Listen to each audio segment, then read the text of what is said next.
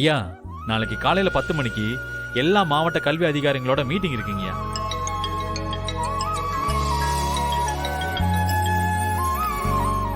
ஐயா, 12 மணிக்கு ஒன்றிய செயலாளர்களோட கட்சி கட்டமைப்பு கலந்துரையாடல் இருக்குங்கய்யா. ஐயா. டேய் வேலு, எடுத்து யாருன்னு தான் பாரு. ஏதாவது முக்கியமான விஷயமா இருக்கலாம்ல. ஐயா இல்ல பரவாயில்லைங்கய்யா, நான் அப்புறம் பேசிக்கிறேன். சரி, மேல சொல்லு.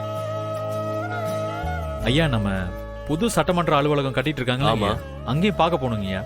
அடிக்கல் நாட்டி பில்லர் போட்டப்போ பார்த்ததுங்கய்யா. ஆமாடா, அதையும் போய் பார்த்துடலாம். அங்க இருந்து டெய்லியும் போட்டோ அனுப்புறாங்க தான். இருந்தாலும் நான் நேர்ல ஒரு தடவை போய் பாத்துறேன். அப்பதான் திருப்தியா இருக்கும். சரியா? என்ன சாப்பாடு ரெடி ஆயிடுச்சு, நீங்க வந்தீங்கன்னா சாப்பிடலாம். சரி மணி, போ, நான் வந்துடுறேன். அப்புறம் என்ன, அவ்வளவுதானா இல்ல வேற ஏதாவது ப்ரோக்ராம் இருக்கா? அவ்வளவுதாங்கய்யா, முடிஞ்சிருச்சுங்கய்யா. சரி, நீ வா, சாப்பிடுவோம். இன்னைக்கு என்னன்னு தெரியல, நல்லா பசிக்குது. போலாங்கய்யா. சரி வா.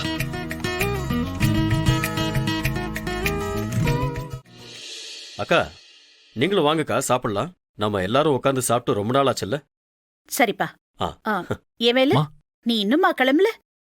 நீ கிளம்பிட்டேன்ல நினைச்ச. அக்கா, அவனுக்கு கொஞ்சம் வேலை இருந்ததுக்கா, இப்பதான் முடிஞ்சது. இதோ சாப்பிட்டுட்டு கிளம்பிடுவான். நீ என்ன ரத்னம், சாப்பிட்டுட்டு கிளம்பிடுவான்னு சொல்ற? இது உனக்கே நல்லா இருக்கா? ஏங்கா, சாப்பிட சொன்னதுல என்ன தப்பு இருக்கு? தப்பே இல்லப்பா. ஆனா வேலனையும் கொஞ்சம் நினைச்சு பாரு. அவனுக்கு ஒரு குடும்பம் இருக்கு, அவனுக்குன்னு ஒரு அப்பா அம்மா இருக்காங்க, அக்கா தங்கச்சி எல்லாரும் இருக்காங்க. அவங்க கூட வேலனுக்கு ஒன்னா உட்காந்து சாப்பிடணும்னு ஆசை இருக்காதா என்ன?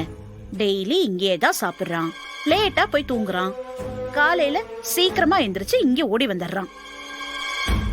அவன் அம்மா அப்பாக்கெல்லாம் எவ்வளவு ஏக்கமா இருக்கும்.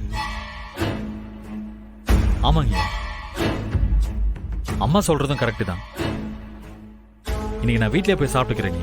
டேய் வேலு, கொஞ்சமாவது சாப்பிட்டுட்டு போயேன்டா. ஐயா. ஏ ரத்னம், பாதி வயிறோட அவன் எந்திரிச்சு போனா நல்லவா இருக்கும்.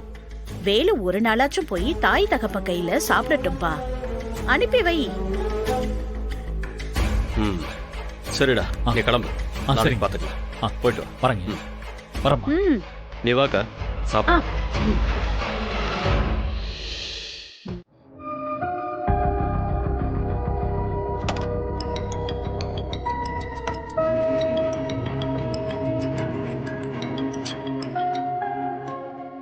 ஏய், என்ன வேணும் உனக்கு?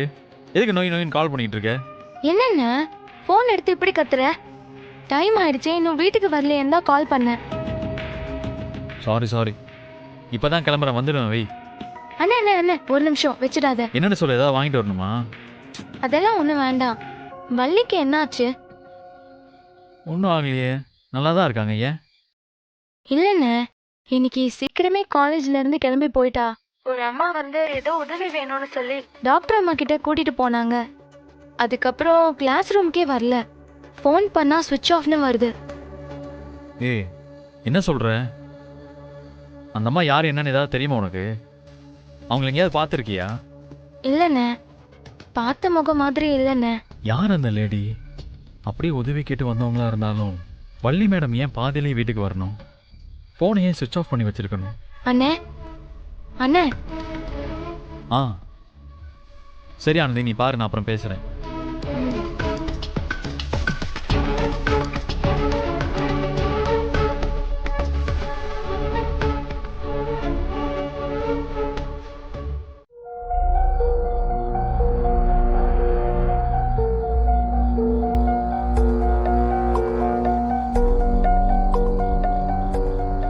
மேடம். வா வேலு, என்ன நீனும் வீட்டுக்கு போலையா? இல்ல மேடம், இனிமே தான் கிளம்பணும். ஆமா, நீங்க ஏன் ஒரு மாதிரி இருக்கீங்க? ஏதாவது பிரச்சனையா?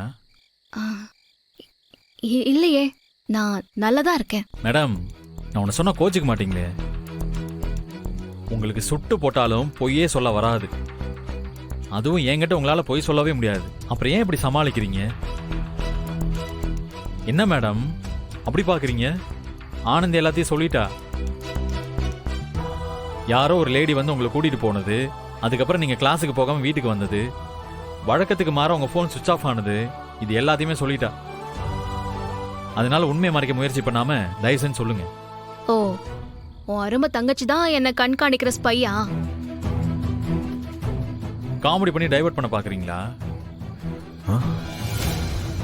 இவன் இன்னும் இங்க என்ன பண்றான் வீட்டுக்கு போகாம? நீங்கள் சமாளிக்கிறதுல எதையோ மறைக்கிறீங்க நல்லா தெரியுது. ரொம்ப ட்ரை பண்ணாமல் உண்மையை சொல்லிடுங்க.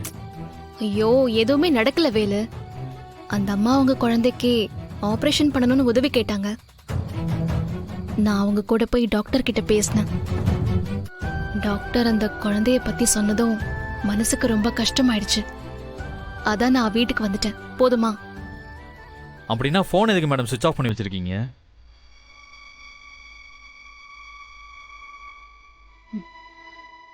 டேய் இதெல்லாம் பிரச்சனையா உனக்கு? கொஞ்ச நேரம் படிக்கலாமேன்னு ஸ்விட்ச் ஆஃப் பண்ணி வச்சேன். அது ஒரு குத்தமா? எங்கேயோ இடிக்குது மேடம். வர வர நீங்கள் பண்ணுறதெல்லாம் கொஞ்சம் மர்மமாக தான் இருக்கு. அன்னைக்கு என்னடானா சம்மந்தமே இல்லாமல் ஆட்டோவில் சுற்றிட்டு இருந்தீங்க. என்னன்னு கேட்டால் லெட்டர் சாமின்னு ஒரு கதையை சொன்னீங்க. இன்னைக்கு என்னடானா குழந்தைக்கு ஆப்ரேஷன், படிக்க தான் ஃபோனை சுவிட்ச் ஆஃப் பண்ணேன்னு ஏதோ கதை சொல்லிட்டு இருக்கீங்க. ஒன்றுமே ஒத்து வர மாட்டேங்குதே. எப்பா சாமி, இதுக்கு மேல உனக்கு விளக்கம்லாம் கொடுக்க முடியாது. நம்மனா நம்ப, நம்மளனா போ. என்கிட்டயே மறைக்கிறீங்கல்ல? ஓகே மேடம், பார்த்துக்கிறேன்.